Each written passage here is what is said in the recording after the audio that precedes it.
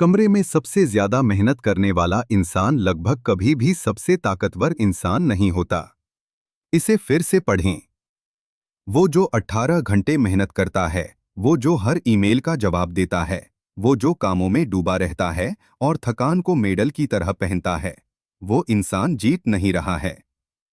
वो इंसान एक टूल है जिसे कोई ऐसा समझ रहा है, जो कुछ ऐसा समझ गया है जो वो कभी नहीं समझ पाएगा। मैकवेली ने इसे 5 सदियों पहले देखा था। जो राजकुमार सबसे ज्यादा मेहनत करता है, वो सबसे बुरे पर राज करता है। एक तरह की स्ट्रेटेजिक इनएक्शन इतनी पावरफुल, इतनी काउंटर इंटुएंट है कि जैसे ही आप इसमें मास्टर हो जाते हैं, आप उन लोगों को मात दे देंगे जो आपसे 10 गुना ज्यादा काम करते हैं, और वे कभी नहीं समझ पाएंगे कि आपने यह कैसे किया। लेकिन यह आलस के बारे में नहीं है, यह कुछ ज्यादा खतरनाक चीज के बारे में है। मैं आपको दिखाता हूं। मॉडर्न दुनिया में एक बीमारी फैल रही है, और इसका एक ऐसा नाम है जिसकी बुराई करने की कोई हिम्मत नहीं करता। Hustle culture. बिजी होने का महिमामंडन। थकान की पूजा। आप सुबह 4 बजे का अलार्म लगाते हैं। आप खाना छोड़ने की डींगे हाँकते हैं। आप लोगों को बताते हैं कि आप 3 घंटे सोए जैसे यह कोई जंग का घाव हो।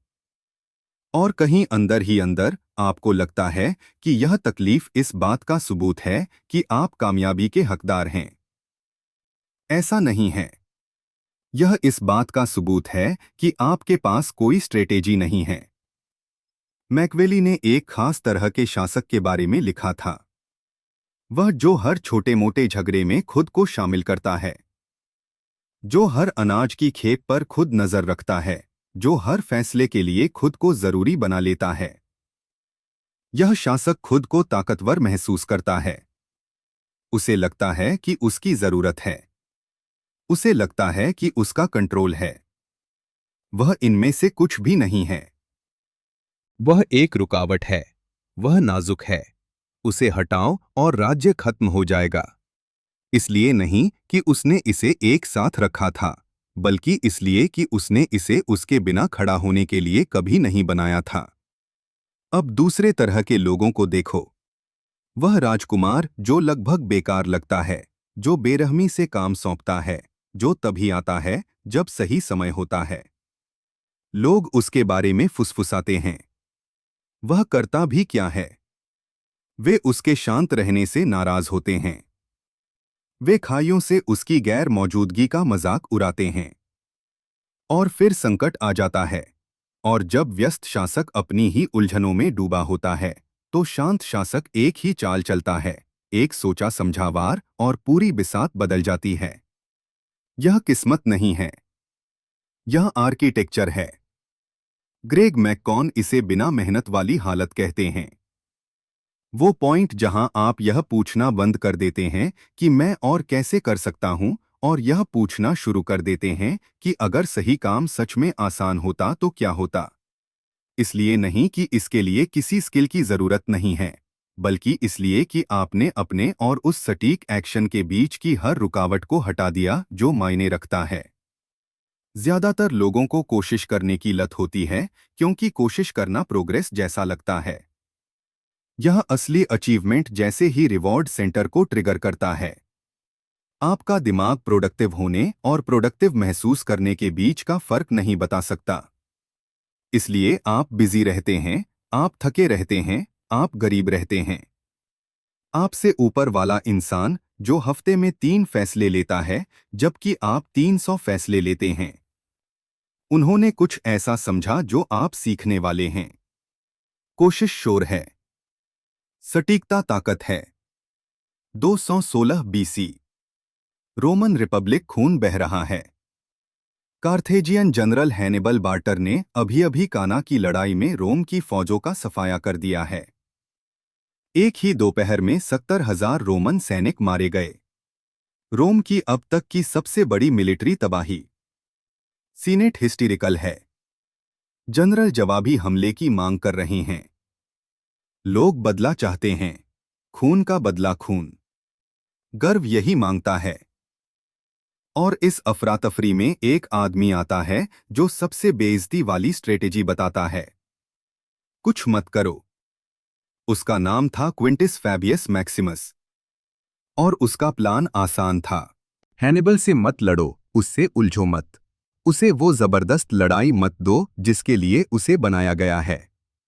इसके बजाय उसका पीछा करो, उसका पीछा करो, उसकी सप्लाई लाइनें काट दो, वो फसलें जला दो जिन्हें वो चराता था। छोटे मोटे हमलों से उसके किनारों को परेशान करो और इंतजार करो। रोम उससे इसके लिए नफरत करता था।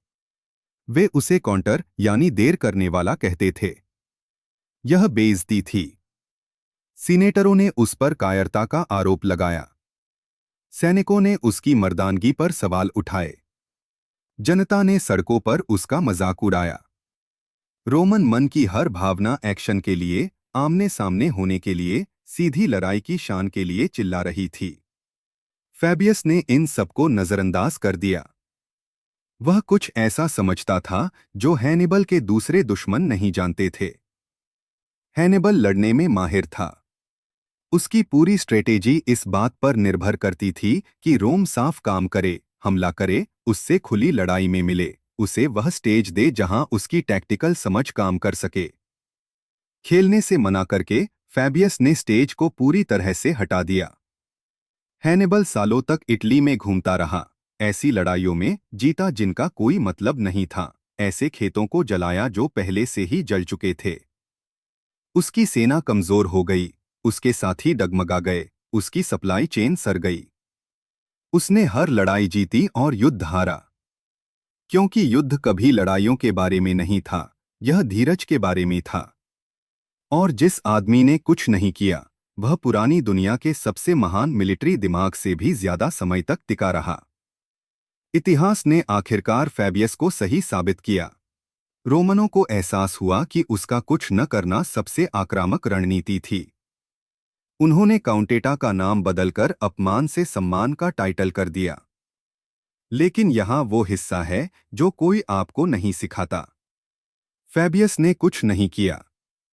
उसने वो सबसे मुश्किल काम किया जो कोई इंसान प्रेशर में कर सकता है। उसने कुछ करने की इच्छा को दबाया। वो कमजोर दिखने की बेचैनी के साथ बैठा रहा, जबकि वो एक ऐसी स्ट्रेटेजी को एग्जीक्यूट कर रहा था जिसके लिए लड़ाई में किसी भी चार्ज से ज्यादा डिसिप्लिन की जरूरत थी। यही वो आर्ट है जिसे मैकवेली ने अपने काम में एनकोड किया। ये पहचानने की काबिलियत कि कब एक्शन दुश्मन है। जब कुछ करना, कुछ भी, आपकी प्रॉब्लम को सॉल्व करने के बजाय आपकी एंग्जाइटी को शांत करने का एक तरीका है। सुनसु ने इसे साफ साफ लिखा। लड़ाई की सबसे बड़ी आर्ट है बिना लड़े दुश्मन को काबू करना। लेकिन ज्यादातर लोग वो लाइन पढ़ते हैं, सिर हिलाते हैं और फिर तुरंत लगने चले जाते हैं क्योंकि रोकटोक दर्दनाक होती है। रोकटोक अच्छी फोटो नहीं खींचती। रोकटोक को लाइक नहीं मिलते। और रोकटोक ही वो वजह है जिससे ये काम करता है। मैकवेली के काम में एक कॉन्सेप्ट छिपा है जिसे आज का कोई भी रीडर नहीं समझ पाता। उन्होंने इसे इकोनोमिया कहा। फाइनेंशियल मतलब में इकोनॉमी नहीं। मोशन की इकोनॉमी, फोर्स की इकोनॉमी, हर उस एक्शन को बेरहमी से खत्म करना जो आखिरी मकसद को पूरा नहीं करता। एक सर्जन के बारे में सोचिए। एक सर्जन 50 कट नहीं लगाता जब 3 से काम चल जाता है। एक सर्जन जुनून से स्केलपेल नहीं चलाता, हर चीरा नापा जाता है। हर मूवमेंट से फालतू चीजें हटा दी जाती हैं। सर्जरी इस बात से तय नहीं होती कि कितना किया गया, बल्कि इस बात से तय होती है कि कितनी कम जरूरत थी।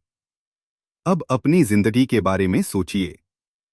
आपके रोज के कितने काम सर्जिकल हैं और कितने सिर्फ मूवमेंट हैं। ऐसे ईमेल जिन्हें भेजने की जरूरत नहीं थी, ऐसी मीटिंग जिनसे कुछ नहीं हुआ, ऐसी बहस जिसमें आप इसलिए शामिल हुए क्योंकि आपका ईगो चुप्पी बर्दाश्त नहीं कर सका। ऐसे फैसले जो आपने इसलिए लिए क्योंकि आपको पक्का दिखने का दबाव महसूस हुआ।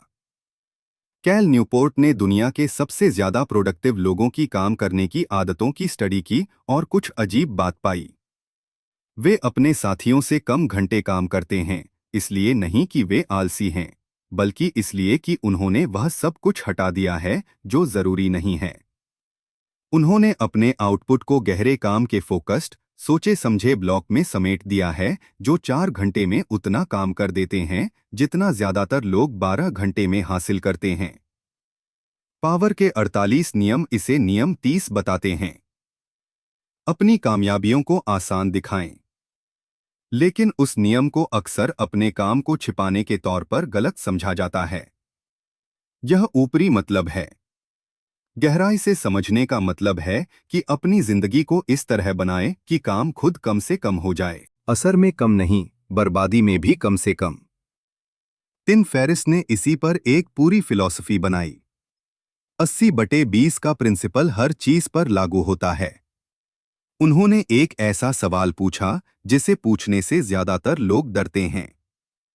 क्या होगा अगर मैं जो कर रहा हूं उसका 80% पूरी तरह बेकार है? क्या होगा अगर मेरी सिर्फ 20% कोशिश से कोई मतलब का नतीजा निकले? जब उन्होंने इसे टेस्ट किया तो नंबर और भी बुरे थे। 95 से 5 के करीब। उनकी 95% एक्टिविटी से लगभग कुछ नहीं हुआ, 5% से लगभग सब कुछ हुआ। उन्होंने ज्यादा मेहनत नहीं की, उन्होंने अपने पैर कटवा लिए। उन्होंने ऐसे क्लाइंट्स को निकाल दिया जो एनर्जी तो लेते थे लेकिन कोई रेवेन्यू नहीं देते थे। उन्होंने ऐसे इवेंट्स में जाना बंद कर दिया जो प्रोडक्टिव लगते थे लेकिन जीरो रिजल्ट देते थे। उन्होंने हर उस चीज को ऑटोमेट और डेलीगेट कर दिया जिसके लिए उनके खास जजमेंट की जरूरत नहीं थी, और उनकी इनकम 3 गुना हो गई जबकि उनके काम के घंटे घटकर हर हफ्ते 4 हो गए। यह कोई परियों की कहानी नहीं है। यह सर्जिकल इकोनॉमिक्स है जिसे जिंदगी पर लागू किया गया है। लेकिन आप ऐसा नहीं करेंगे। जानते हैं क्यों? क्योंकि निकालना हारने जैसा लगता है।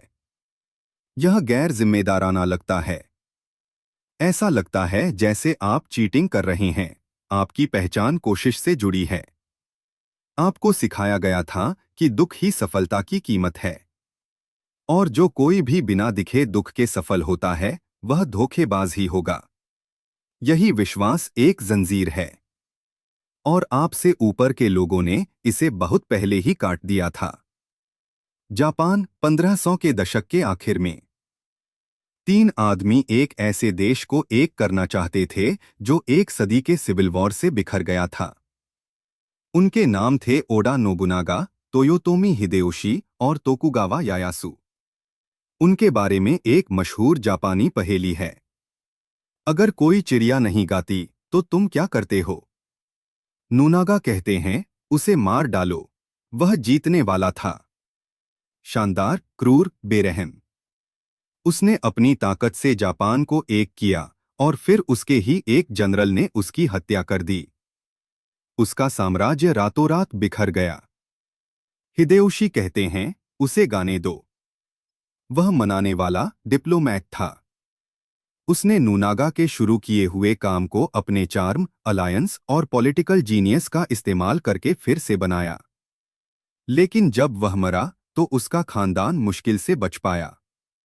उसके बेटे को कुछ ही सालों में उखाड़ फेंका गया। तोकुगावा कहते हैं, इसके गाने का इंतजार करो, और उन्होंने ठीक यही किया। तोकुगावा यायासु ने दशकों तक इंतजार किया, जबकि नोबुनागा और हिदेयोशी लड़े, जीते, ऊपर उठे और गिरे। तोकुगावा ने अपनी सेना बचाई। उसने खुद को एक वफादार साथी के तौर पर खड़ा किया। उसने गैर जरूरी लड़ाइयों से परहेज किया। उसने मजबूत लोगों को एक दूसरे के खिलाफ थकने दिया। और जब धूल जम गई, जब हर आक्रामक खिलाड़ी अपनी ताकत खो चुका था, तो तोकुगावा आखिरी बचा हुआ खिलाड़ी था। सबसे मजबूत नहीं, सबसे होशियार नहीं, सबसे सब्र वाला। उसने तोकुगावा शोगुनेट बनाया। यह 260 साल तक चला। जापानी इतिहास में शांति का सबसे लंबा समय। 260 साल। एक ऐसे आदमी ने बनाया जिसकी मुख्य स्ट्रेटेजी इंतजार करना थी। इसे एनी ड्यूक बेट्स में सोचने के तरीके में फोल्ड का डिसिप्लिन कहती हैं। पोकर में एमेच्योर हर हैंड खेलता है। वे कुछ न करना बर्दाश्त नहीं कर सकते।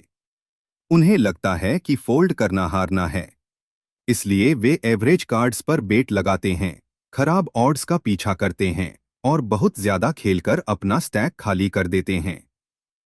प्रोफेशनल बार बार फोल्ड करता है।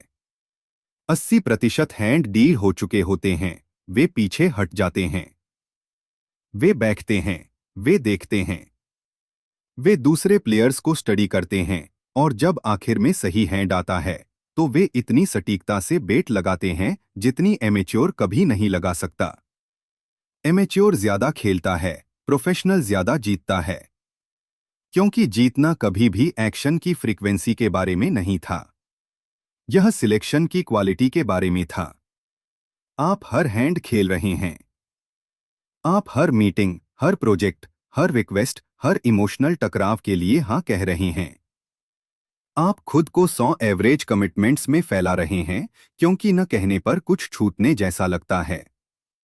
और जो इंसान आपको हराता रहता है, उसने 99 बार न कहा और उस चीज के लिए एक बार हाँ कहा जो मायने रखती थी। उस एक हाँ के पीछे 99 बार जानबूझकर मना करने का वजन था। इसीलिए वह तोप के गोले की तरह लगी, जबकि आपकी 100 हाँ रुकी हुई लगी। एक पैटर्न है जिसे आप देखना शुरू करने पर देखेंगे। किसी भी ऑर्गेनाइजेशन में सबसे ताकतवर लोग शायद ही कभी सबसे ज्यादा दिखने वाला काम करते हैं। सीईओ फैक्ट्री के फ्लोर पर नहीं होता, जनरल राइफल लोड नहीं कर रहा होता, आर्किटेक्ट ईंटें नहीं बिछा रहा होता, और फिर भी किसी तरह ईंटें बिछाने वाला इंसान सोचता है कि वह आर्किटेक्ट से ज्यादा जरूरी है क्योंकि वह पसीना बहा रहा होता है। यह कोशिश का सबसे बड़ा वहम है, यह मानना कि फिजिकल आउटपुट ही वैल्यू है, कि काम करते हुए दिखना ही रिजल्ट देने जैसा है।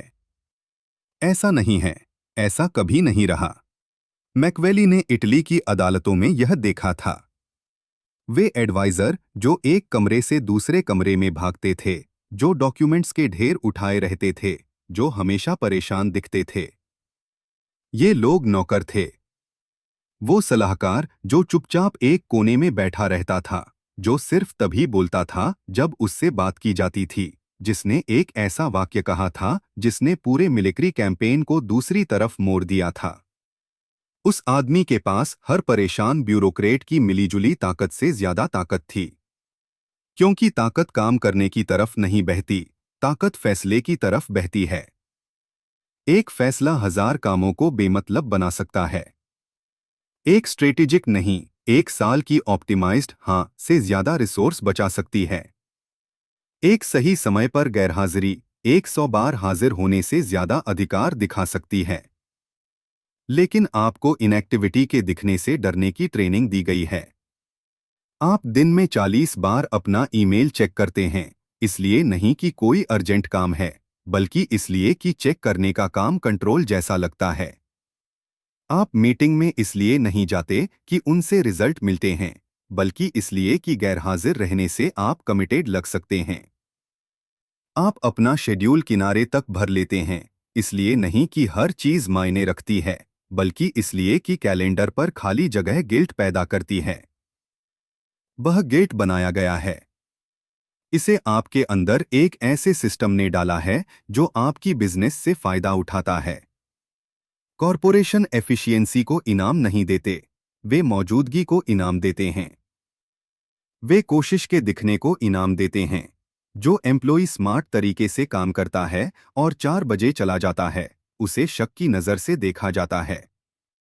जो एम्प्लॉई ठीक से काम नहीं करता लेकिन 9 बजे तक रहता है, उसे डेडिकेटेड माना जाता है। सिस्टम आपकी सफलता के लिए नहीं बनाया गया है, यह आपके कंप्लायंस के लिए बनाया गया है। मैकवेली आपको इसे साफ साफ देखने और फिर इसका फायदा उठाने के लिए कहेंगे, टूटे हुए सिस्टम के अंदर ज्यादा मेहनत करके नहीं, बल्कि इससे पूरी तरह बाहर निकलकर अपना खुद का सिस्टम बनाकर। पैसिविटी और कॉइल्ड पोटेंशियल में फर्क है। ज्यादातर लोग उन्हें कंफ्यूज करते हैं। पैसिविटी सोफे पर लेटा वह आदमी है जिसने सरेंडर कर दिया है। वह कुछ नहीं करता क्योंकि उसने हार मान ली है। उसकी शांति क्षय है। कॉइड पोटेंशियल अपनी लिमिट तक दबा हुआ स्प्रिंग है। यह अभी कुछ नहीं करता, लेकिन जब यह रिलीज होता है तो एनर्जी बहुत ज्यादा होती है। इसकी शांति स्टोरेज है। कुछ न करने की कला पैसिव बनने के बारे में नहीं है। यह एक लोडेड स्प्रिंग बनने के बारे में है। हर पल जो आप स्ट्रेटेजिक इनएक्शन में बिताते हैं, आप जमा कर रहे हैं। आप उन पैटर्न को देख रहे हैं जो बिजी लोग मिस कर देते हैं। आप उस एनर्जी को कंजर्व कर रहे हैं जो थके हुए लोग पहले ही खर्च कर चुके हैं। आप अपनी पोजीशन साफ कर रहे हैं, जबकि डिस्ट्रैक्टेड लोग अभी भी अपनी पोजीशन ढूंढने के लिए हाथ पैर मार रहे हैं। फिजिक्स में एक कॉन्सेप्ट है जिसे पोटेंशियल एनर्जी कहते हैं। चट्टान के ऊपर रखे एक पत्थर ने कुछ नहीं किया है। वह कहीं नहीं हिला है। इसका कोई दिखने वाला नतीजा नहीं निकला है। लेकिन इसकी जगह पर जमा एनर्जी बहुत बड़ी है। एक धक्का और यह नीचे के नज़ारे को बदल देता है। आपका संयम ही चट्टान है। आपकी साफगोई ही पत्थर है। और आपके एक्शन का पल जब आखिरकार आएगा, तो उसमें हर उस लालच की जमा हुई ताकत होगी जिसका आपने विरोध किया, हर उस ध्यान भटकाने वाली चीज को जिसे आपने मना किया, हर उस जल्दबाजी में उठाए गए कदम को जिसे आपने उठाने से मना कर दिया। मैकवेली का यही मतलब था जब उन्होंने उस राजकुमार के बारे में लिखा जो किस्मत बदलने का इंतजार करता है। हवा में पत्ते की तरह चुपचाप इंतजार नहीं करता, ऊंची घास में शिकारी की तरह इंतजार करता है। शांत, दिखाई न देने वाला, सटीक, और फिर एक हरकत जो सब कुछ बदल देती है। ज्यादातर लोग अंधेरे में 100 गोलियां चलाते हैं और उम्मीद करते हैं कि एक लग जाए। आप तब तक इंतजार करते हैं जब तक आप टारगेट को साफ साफ नहीं देख लेते। फिर आप एक बार गोली चलाते हैं। वह एक गोली उनकी पूरी मैगजीन से ज्यादा कीमती होगी। यह एक ऐसी बात है जिसके बारे में कोई बात नहीं करता। डिसीजन फटीग सिर्फ थकान नहीं है, यह फैसले लेने की क्षमता का कम होना है। दिन भर में आप जो भी फैसला लेते हैं वह उसी कॉग्निटिव सोच से आता है। क्या खाना है, क्या पहनना है, उस टेक्स्ट पर कैसे रिस्पॉन्ड करना है, वह कॉल लेना है या नहीं। हर एक छोटा सा लगता है। हर एक की कुछ कीमत होती है। दोपहर तक आपके फैसले लेने की क्षमता कम हो जाती है। थोड़ा नहीं, काफी ज्यादा। जजों पर हुई स्टडी में पाया गया कि सुबह लिए गए पैरोल के फैसले दोपहर में लिए गए फैसलों से काफी ज्यादा फायदेमंद थे। वही जज, वही तरह के केस, अलग नतीजे, क्योंकि सोचने समझने की ताकत खत्म हो गई थी। अब अपनी जिंदगी के बारे में सोचिए। आप एक दिन में सैकड़ों फैसले लेते हैं। छोटे मोटे वादे, छोटी छोटी हाँ फैसले लेने में छोटे छोटे खर्च जो आपको उस पल से पहले ही थका देते हैं जो असल में मायने रखता है। जो इंसान कुछ न करने की कला की प्रैक्टिस करता है, उसने इनमें से ज्यादातर फैसलों को खत्म कर दिया है। उन्होंने अपने माहौल को इस तरह से डिजाइन किया है कि छोटी मोटी चॉइस ऑटोमेटेड हो जाती हैं या हटा दी जाती हैं। उन्होंने अपनी रोजमर्रा की जिंदगी को कुछ बड़े फैसलों तक सीमित कर दिया है जिन पर उनकी सोचने समझने की ताकत का पूरा जोर होता है। यह आलस नहीं है, यह दिमाग के लेवल पर रिसोर्स मैनेजमेंट है। मैकवेली ने राजकुमारों को सलाह दी थी कि वे हर वह चीज सौंप दें जो सौंपी जा सकती है। इसलिए नहीं कि सौंपना अच्छा था, क्योंकि जो शासक छोटी मोटी बातों पर अपना फैसला बर्बाद करता है, उसके पास दुश्मन के गेट पर आने पर कुछ नहीं बचता। आपके गेट पर दुश्मन आ रहे हैं और आप उन्हें देखने के लिए बहुत थके हुए हैं क्योंकि आपने सुबह एक ऐसे प्रेजेंटेशन में फॉन्ट साइज पर बहस की जिसे कोई याद नहीं रखेगा। छोटी मोटी चीजों को खत्म करें, जरूरी चीजों को बचाएं। आपकी क्लैरिटी एक नॉन रिन्यूएबल रिसोर्स है। हर घंटा जो आप रिएक्टिव बिजनेस में बर्बाद करते हैं वह उस एक फैसले से चुराया गया घंटा है जो आपकी राह बदल सकता है। आपको बताया गया है कि मोमेंटम ही सब कुछ है, कि एक बार शुरू करने के बाद आपको कभी नहीं रुकना चाहिए, कि कंसिस्टेंसी सबसे जरूरी है, कि कोई भी रुकावट एक कदम पीछे हटना है। यह कुछ हद तक सच है और ज्यादातर खतरनाक। मोमेंटम तब कीमती होता है जब उसे डायरेक्ट किया जाता है। बिना डायरेक्शन वाला मोमेंटम बिना स्टीयरिंग व्हील वाली कार है। यह चलती है, यह पावरफुल लगता है, यह आपको मार डालता है।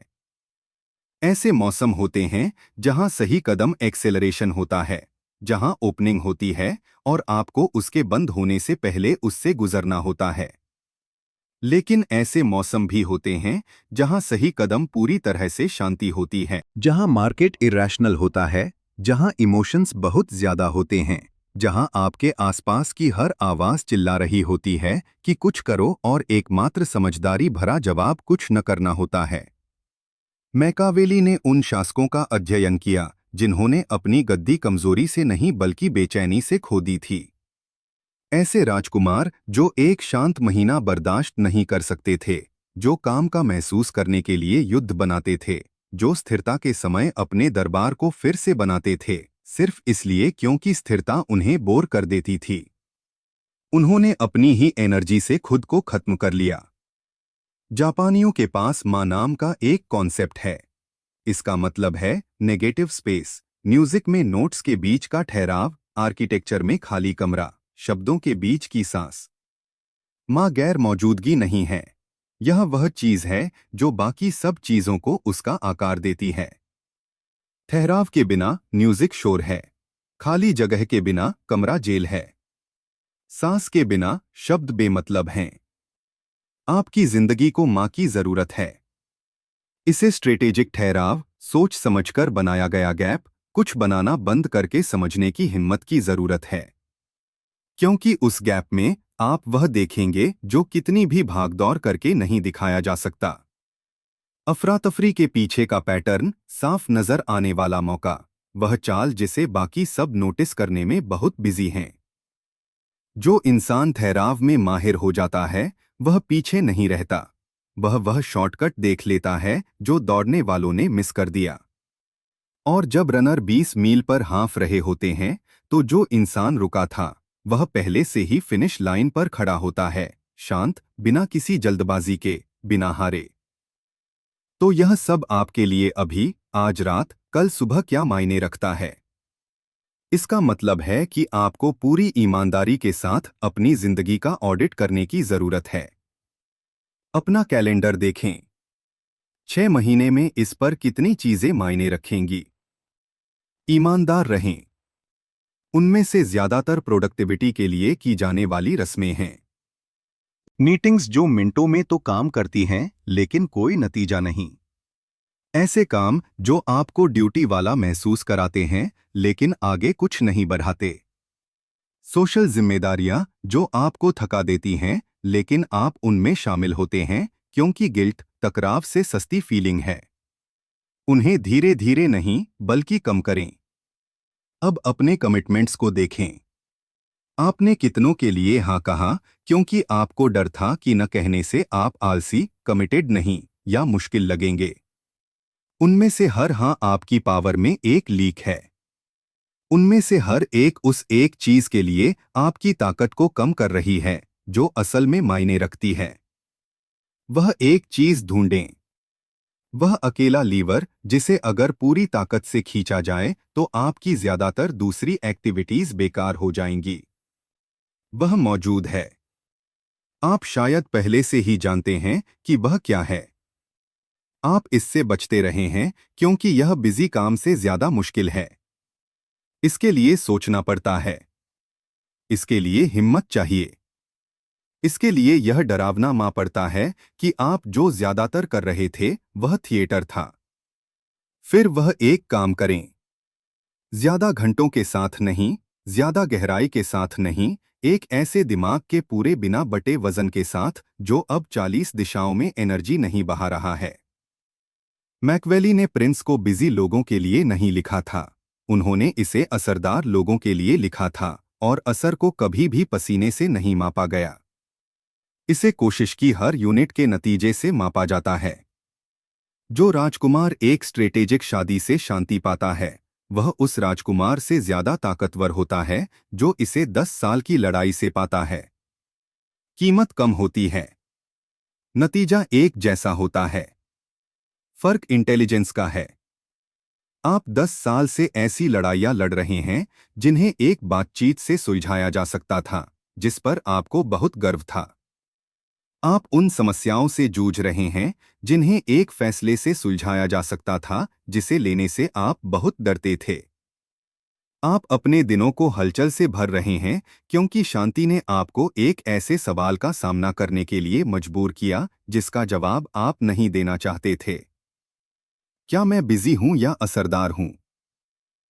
इसके साथ बैठो। यह जलेगा। इसे जलने दो, क्योंकि उस जलन के दूसरी तरफ आपका एक ऐसा रूप है जो कम काम करता है, ज्यादा बनाता है और दुनिया में इतनी शांति से चलता है कि कमरे में हर हसल करने वाले को बेचैन कर देता है। आपका एक ऐसा रूप जिसे लोग समझ नहीं पाते कि उसके पास इतना समय कैसे है, वह इतना शांत कैसे है। जब सब डूब रहे हैं तो वह कैसे जीतता रहता है। जवाब शानदार और क्रूर है। उसने वह करना बंद कर दिया जो मायने नहीं रखता था, और किसी के इजाजत देने से पहले ही उसने वह कर दिखाया।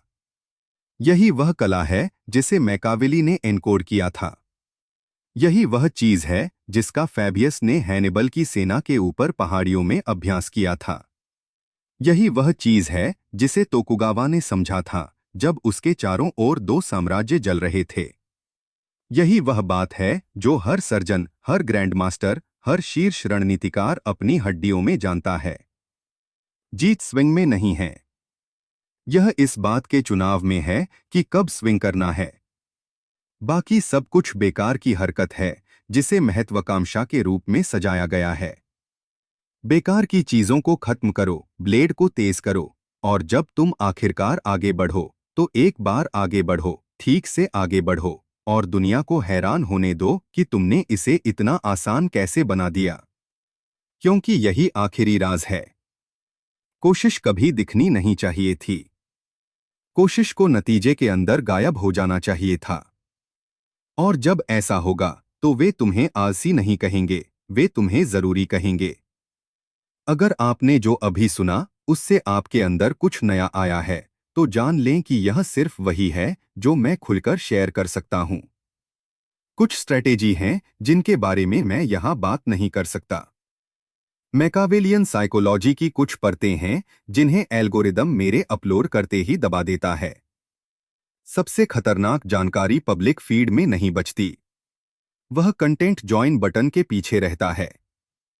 अगर आप अभी भी यहां हैं तो आप पहले से ही ज्यादातर लोगों से अलग सोचते हैं। अगर आपने नहीं किया है तो सब्सक्राइब करें। लेकिन अगर आप वह एक्सेस करना चाहते हैं जो मैं जोर से नहीं कह सकता तो ज्वाइन पर क्लिक करें और आर्किटेक्ट लेबल में एंटर करें।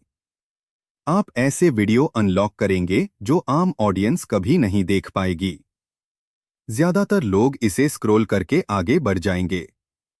यह डिजाइन के हिसाब से है।